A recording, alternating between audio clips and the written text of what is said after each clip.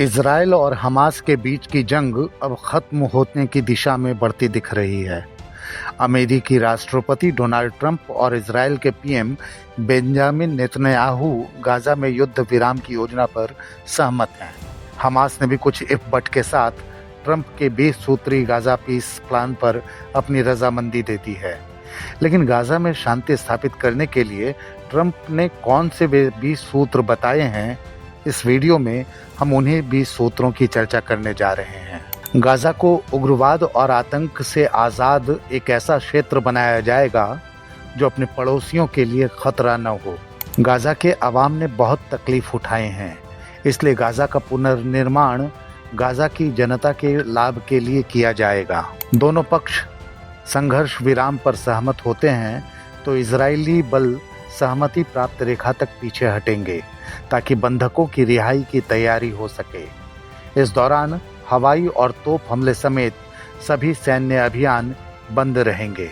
इस समझौते को स्वीकार करने के 72 घंटों के भीतर सभी बंधक जीवित और मृत इजराइल को लौटा दिए जाएंगे। हमास की ओर से सभी बंधकों की रिहाई के बाद इजराइल आजीवन कारावास वाले 250 कैदियों के साथ साथ 7 अक्टूबर 2023 के बाद हिरासत में लिए गए गाजा के 1700 लोगों को रिहा करेगा।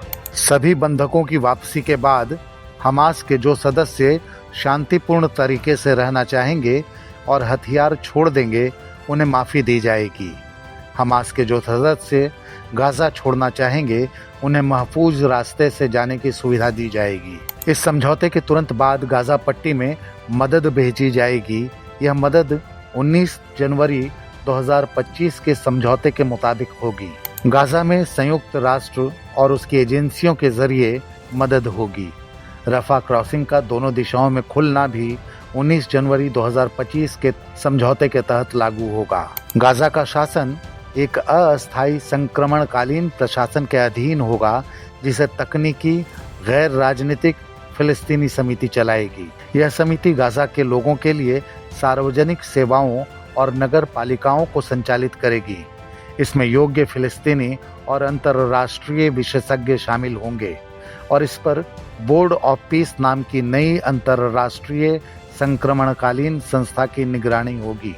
इस संस्था का नेतृत्व और उसकी अध्यक्षता राष्ट्रपति डोनाल्ड ट्रंप करेंगे, जबकि अन्य सदस्य और राष्ट्रीय अध्यक्ष, जिनमें पूर्व ब्रिटिश प्रधानमंत्री टोनी ब्लेयर भी शामिल होंगे, घोषित किए जाएंगे। यह संस्था गाजा के पुनर्निर्माण और वित्त पोषण की जिम्मेदारी तब तक संभालेगी जब तक फिलिस्तीनी प्राधिकरण सुरक्षित रूप से गाजा का नियंत्रण नहीं ले लेता।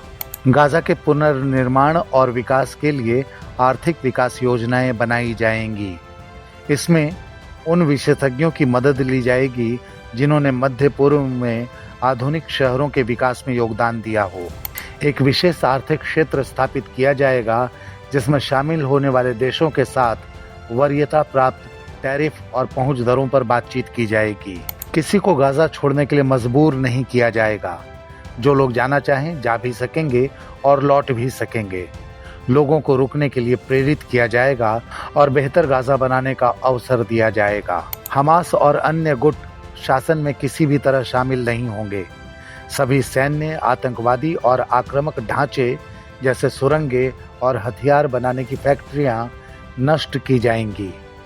गाजा का निरस्त्रीकरण स्वतंत्र पर्यवेक्षकों की निगरानी में होगा, जिसमें हथियारों को स्थायी रूप से नष्ट करना शामिल होगा। हमास और अन्य गुट अपनी जिम्मेदारियों का पालन करेंगे और नया गाजा अपने पड़ोसियों या नागरिकों के लिए कोई खतरा नहीं होगा। संयुक्त राष्ट्र अमेरिका, अरब और अंतर्राष्ट्रीय साझेदारों की मदद से अस्थायी अंतर्राष्ट्रीय स्थिरीकरण बल बनाएगा, जिसे गाजा में तुरंत तैनात किया जाएगा। यह बल गाजा में फिलिस्तीनी पुलिस बलों को प्रशिक्षण और समर्थन देगा और जॉर्डन और मिस्र से परामर्श करेगा। इजराइल गाजा पर न तो कब्जा करेगा और न ही उसका विलय।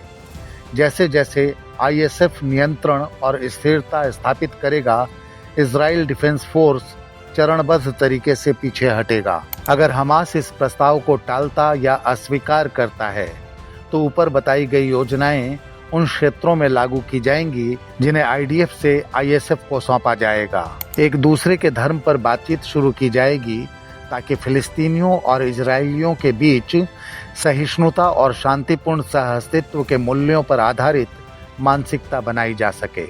जैसे जैसे गाजा का पुनर्विकास होगा और फिलिस्तीनी प्राधिकरण सफलतापूर्वक लागू होगा, फिलिस्तीनी आत्मनिर्णय और राजत्व की दिशा में एक विश्वसनीय रास्ता खुल सकता है। संयुक्त राज्य अमेरिका इजराइल और फिलिस्तीनियों के बीच संवाद स्थापित करेगा ताकि शांतिपूर्ण और समृद्ध अस्तित्व के लिए एक राजनीतिक आसमान तैयार किया जा सके।